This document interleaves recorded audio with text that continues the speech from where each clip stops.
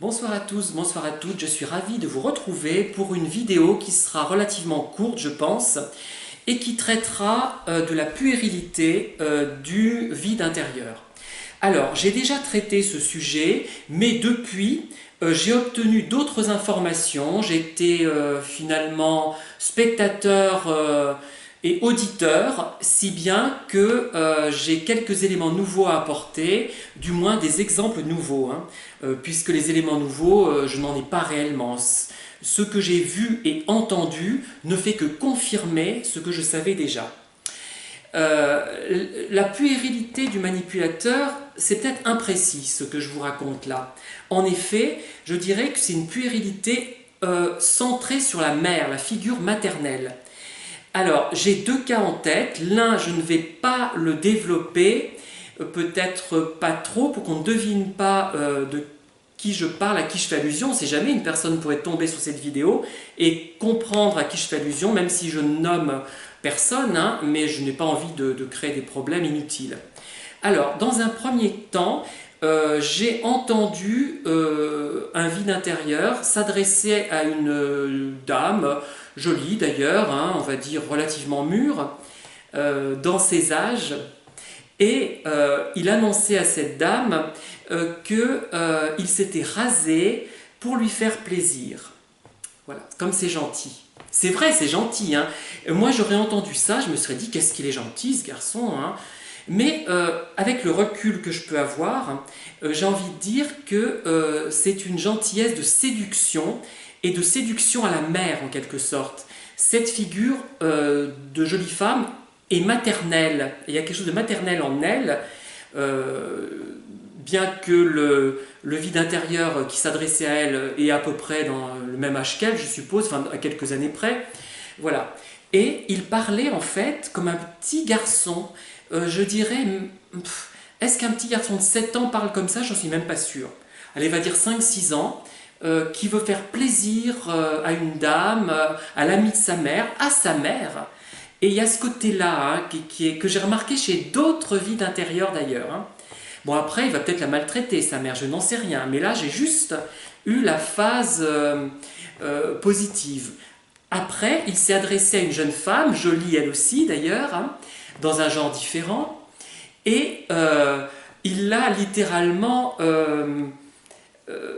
assimilée à une figure maternelle aussi, bien qu'elle soit beaucoup plus jeune que lui, et que c'est plutôt incongru en l'occurrence. Hein.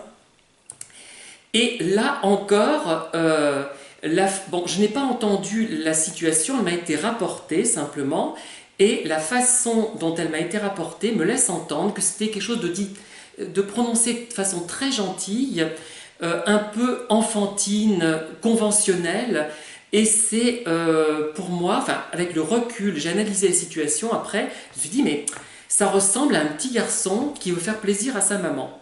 Voilà. Je continue, j'en ai parlé de cette réplique à quelqu'un de mes proches, et il m'a dit mais c'est une réplique d'homo, ça, d'homosexuel, c'est typiquement homo. Oh, ne me dites pas que ça fait homophobe cette réplique, mais c'est vrai, il y avait quelque chose comme ça qui donnait l'impression que c'était plutôt un homo qui s'était exprimé. Et voilà. Donc c'est intéressant de dire ça.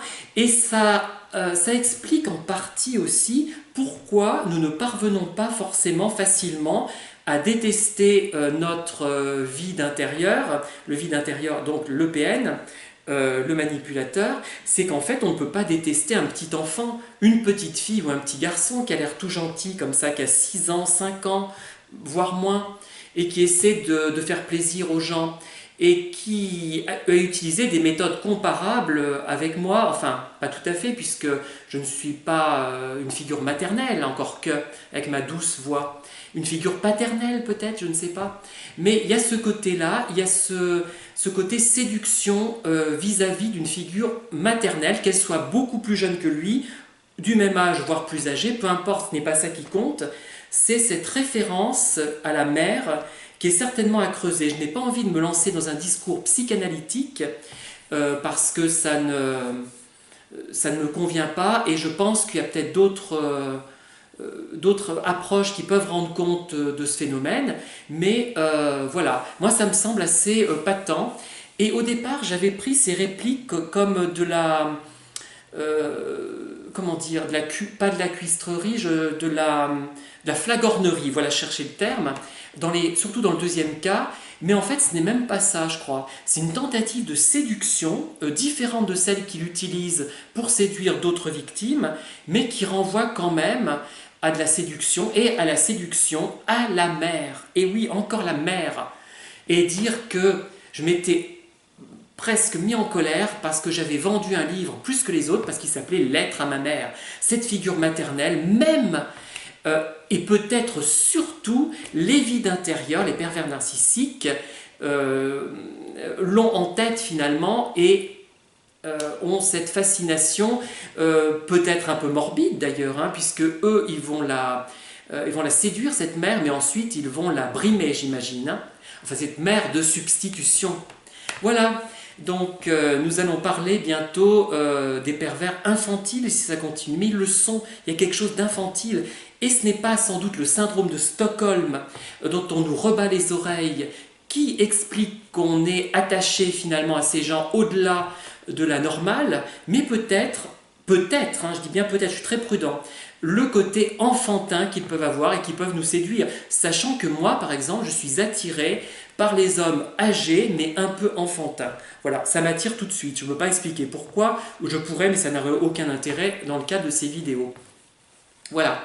En tout cas, j'ai décidé, et je vais m'y tenir, hein, de ne plus évoquer le nom d'un certain manipulateur, d'un certain vide intérieur, qu'il m'arrive de côtoyer de temps en temps encore, malheureusement, et je m'engage à ne plus prononcer son nom dorénavant avec les gens qui le connaissent également.